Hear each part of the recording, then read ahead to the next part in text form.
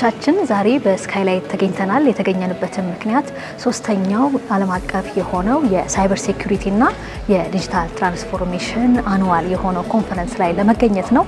ኮንፈረንሱ ትኩረቱን ምን ላይ ያደርጋል፣ እነማን ተሳትፈዋል የሚሉትንና ሌሎችንም ተጨማሪዎች ሐሳብ ገብተን እናነሳለን። አብራችሁን ቆዩ።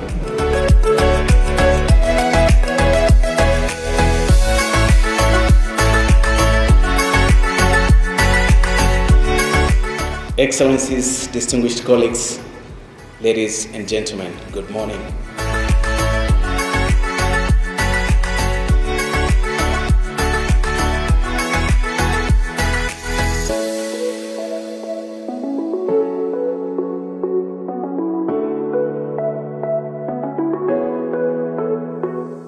የመጀመሪያው ጥያቄ የሚሆነው እንድንጠቃ ወይም ደግሞ አጥቂዎች እኛን እንዲመለከቱን እንዲያዩን የሚያስችል ምን ሀብት እና አቅም አፈራን?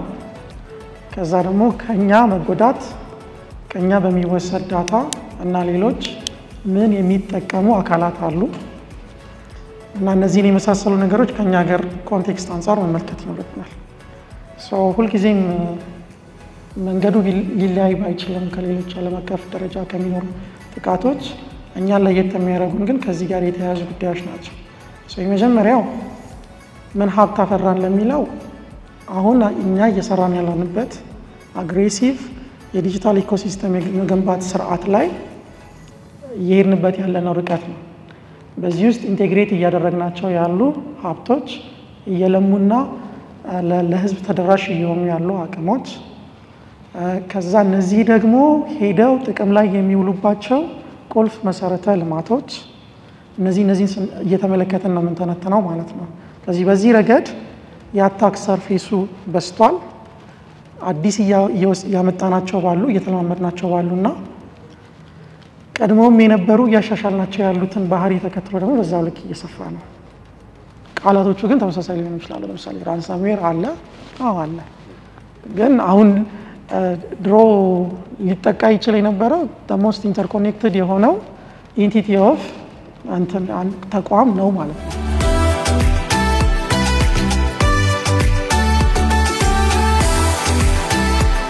ተመልካቾቻችን አሁን ደግሞ በዚህ በሶስተኛው ዓለም አቀፍ የሆነ የሳይበር ሴኩሪቲ አሶሲዬሽን ላይ ተሳታፊዎችን አግኝተናል። ራስን በማስተዋወቅ እንጀምር። እሺ፣ እኔ ፍጹም እባላለሁ ከኢኖቬሽን እና ቴክኖሎጂ ሚኒስቴር ባልደረባ ነኝ። እንግዲህ ኢትዮጵያ ከምን ጊዜውም በላይ ወደ ዲጂታል ጉዞ እያደረገች ነውና ከዚህ አንፃር ይዞ የሚመጣው እድል ምንድነው? ጎን ለጎንስ ደግሞ ይዞ የሚመጣው ስጋት ምንድነው?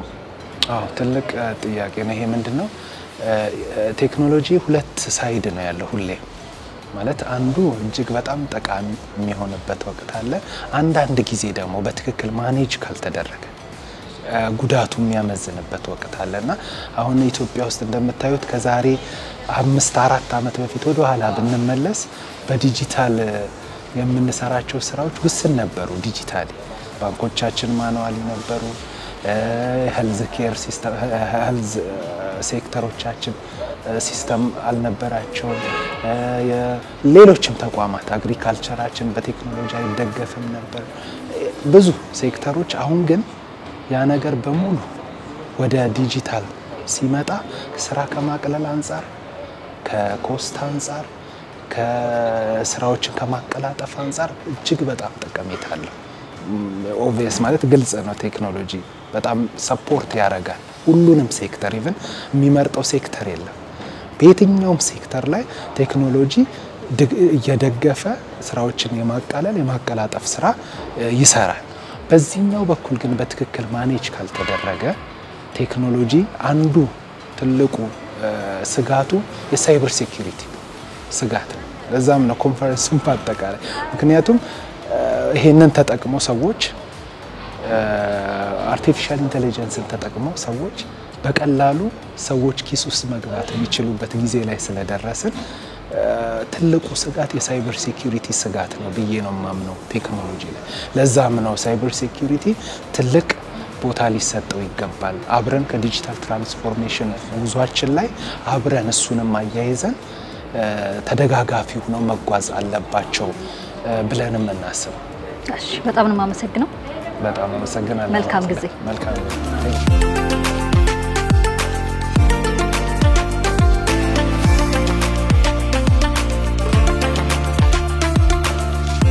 በጣም ነው የምናመሰግነው። ራስ በማስተዋወቅ እንጀምር። ኤፍራታ እባላለሁ ከኢትዮ ቴሌኮም። እሺ እንግዲህ ዛሬ ሶስተኛው ዓለም አቀፍ የሆነው የሳይበር ሴኩሪቲ እና የዲጂታል ትራንስፎርሜሽን ኮንፈረንስ ላይ ነው የተገናኘ ነው። እናንተ ደግሞ ተሳታፊዎች ናችሁ። ኮንፈረንሱ እንዴት አገኛችሁት? ኮንፈረንሱ በጣም አሪፍ ነበረ። የተለያዩ ሳይበር ሴኩሪቲ ላይ የሚሰሩ ድርጅቶችን የማወቅና ኤክስፔሪየንስ ሼር የማድረግ እድሉን አግኝተናል። ያው እንደ መሪ አድርገው የያዙት ኮላቦሬሽን ስለነበረ ኮላቦሬት ለማድረግ ኤክስፔሪየንሶችን ሼር ለማድረግና ማን ምን ደረጃ ላይ እየሰራ ነው የሚለውን ለማወቅ እድሉን አግኝተንበታል። እንግዲህ እነዚህን መሰል ኮንፈረንሶች ያስፈለጉት ከቀን ወደ ቀን ከጊዜ ወደ ጊዜ የሳይበር ጥቃት እየጨመረ መምጣቱን ተከትሎ ነውና ይህንን ለመከላከል እናንተ ምን እየሰራችሁ ነው? እንደ ካምፓኒ ኢትዮ ቴሌኮም 131 አመት ባለው ልምድ መሰረት የኛ ያክል ደንበኛ ስላለው ያንን ደንበኛዎችን የሚሰጣቸውን ሰርቪስ ፕሮቴክት ማድረግ አለበት። እንደ መሪ ቀደሞ ዲጂታል ሰርቪስ ፕሮቫይደር መሆን አለበት። ኢትዮጵያ ደግሞ ትራንስፎርሜሽኑን ዲጂታል ትራንስፎርሜሽን ላይ ስለሆነች ያንን ሰፖርት ለማድረግ ሳይበር ሴኩሪቲ ላይ ጠንክሮ እየሰራ ያለበት ሁኔታ ነው ያለው። ከነዚህ መካከል ዳታ ፕሮቴክሽን ላይ፣ ኔትወርክ ፕሮቴክሽን ላይ፣ ኢንድ ፖይንት ፕሮቴክሽን እንዲሁም በአፕሊኬሽን ሌቭል ሁላ ወርደን ፕሮቴክሽኖችን እየሰራ ነው። ሳይበር ትሬቶችን፣ አታኮችን፣ ዲጂታል የሆኑ ኢንፍራስትራክቸሮችን ፕሮቴክት የማድረግ ስራዎችን እየሰራ ነው። ይህን ስንሰራ ብቻችንን አይደለም ወይም ደግሞ የኛም ብቻ ኢንፍራስትራክቸር አይደለም ኪፕ እያደረግን ያለ ነው። የተለያዩ ባንኮች፣ ፋይናንሻል ሴክተሮች፣ ገቨርንመንታልና ነን ገቨርንመንታል የሆኑ ድርጅቶች ከኛ ጋር አብረው በመስራታቸው ቢዝነሳቸውን ኮንቲኒቲ እንዲጨምርና ቫልዩ አሴታቸውን እንዲጨምር አድርገናል። በዚህ መልኩ እየሰራ እንገኛለን።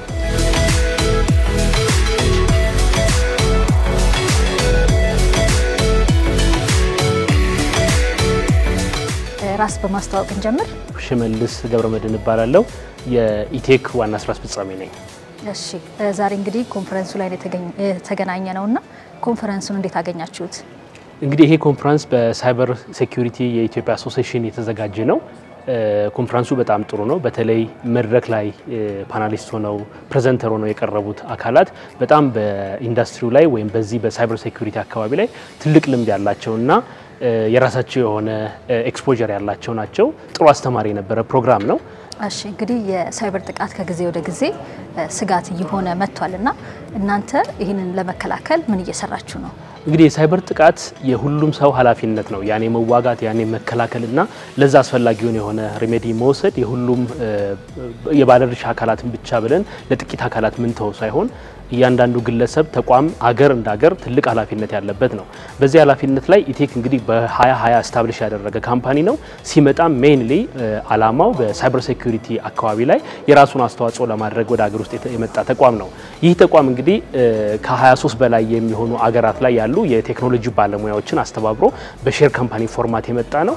ሲመጣም ዋናው አላማ በሳይበር ሴኩሪቲ አካባቢ ያሉ ብዙ አመት ልምድ ያላቸው በሌላው ዓለም ላይ ትልልቅ የቴክኖሎጂ ተቋማትን በሳይበር ሴኩሪቲ እና በመሳሰሉት በዲጂታል ቴክኖሎጂ አካባቢ ያገለግሉ ያሉ ባለሙያዎችን አስተባብሮ ለረጅም ጊዜ ያካበቱትን ልምድ ለአገር ቴክኖሎጂ ትራንስፎርሜሽን እና የሳይበር ሴኩሪቲ ጥቃት እንዳይመጣ በናሽናል ሌቭል ዲፌንስ ለማድረግ የተሰበሰበ ቲም ነው።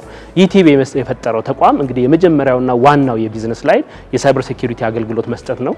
የሳይበር ሴኩሪቲ አገልግሎት ስንል ከሲምፕል አዌርነስ ክሬት ከማድረግ አንስቶ ትልልቅ የሳይበር ሴኩሪቲ ቴክኖሎጂዎችን ዲፕሎይ ከማድረግ ድረስ ፔኔትሬሽን ቴስቲንግ፣ ቨልነራቢሊቲ አሰስመንት የምንላቸውን ከዛም ባለሰ በተለይ ጂአርሲ የምንለው ገቨርናንስ ላይ፣ ሪስክ ላይ፣ ኮምፕላያንስ ላይ የመሳሰሉት ላይ የተለያዩ ስራዎችን የሚሰራ ተቋም ነው። እሺ መልካም። እንግዲህ ሀገራችን ከምን ጊዜውም በላይ ዲጂታሊ ጉዞ እያደረገች ያለችበት ሰዓት ነውና ይሄ ይዞ የሚመጣው እድል እንዲሁም ደግሞ ጎን ለጎን ስጋት ምንድነው? የዲጂታል ትራንስፎርሜሽኑን ስናስብ እንግዲህ የማይቀርልን በየትኛውም መስክ የትኛውም ባለሙያ ያለ ቴክኖሎጂና ያለ ቴክኖሎጂ አገልግሎት መኖር የማይችልበት ዘመን ላይ እየደረስን እንደሆነ የሚታወቅ ነው። ስለዚህ ሀገራችንም የወሰነችው እርምጃና እያደረገች ያለችው የዲጂታል ትራንስፎርሜሽን እንቅስቃሴ እጅግ በጣም አመርቂና በተለይ the last 3, 4, 5 year ብንገመግም በጣም ፈጣን ሊፕ ፍሮግ ያደረገ አይነት ፍጥነት ያለው ዲፕሎይመንት ነው የምንመለከተው።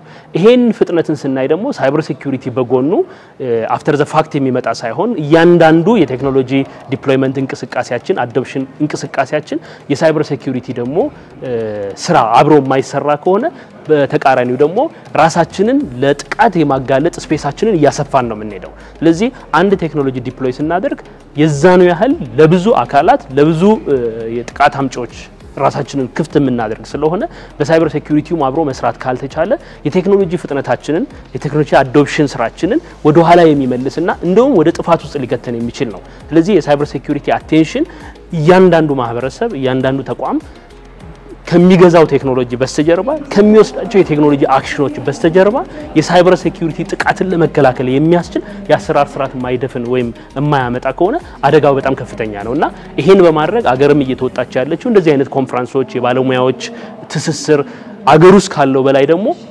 በዲያስፖራው ኮሚኒቲ አካባቢ ያለው ከፍተኛ የሆነ ልምድና ኤክስፖዠር ወደ ሀገር መጥቶ ኢምፕሊመንት የሚደረግበትን ስርዓት መፍጠር መፍትሄ ነው ብዬ አምናለሁ። እሺ በጣም ነው ማመሰግነው። እኔም አመሰግናለሁ።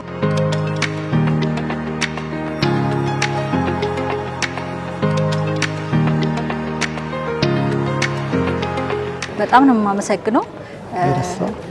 ዶክተር ብርሃኑ በየነ የኢትዮጵያ ሳይበር ሴኩሪቲ አሶሲዬሽን ፕሬዝዳንት እጅግ በጣም አድርጌ አመሰግናለሁ። የዛሬው ኮንፈረንስ አስፈላጊነቱ ምንድነው ከሚለው እንጀምር፣ እንዲሁም ደግሞ እነማን ናቸው የተሳተፉት? ኮንፈረንሱ አስፈላጊነቱ በሳይበር ሴኩሪቲና ዲጂታል ትራንስፎርሜሽን ትብብር ብሔራዊና ዓለም አቀፋዊ ትብብር ይሄ ቴክኖሎጂ ይዞ የመጣው አደጋ እጅግ በጣም ከምናቀውም በላይ አስፈሪ የሆነ ስለመጣ የግለሰቦች ወይም የትንሽ ድርጅቶች ወይም የአንድ ሀገር ችግር ብቻ ሳይሆን የግሎባል ነው፣ ሼርድ ሪስክ ነው፣ ሼርድ ሪስፖንሲቢሊቲ ነው።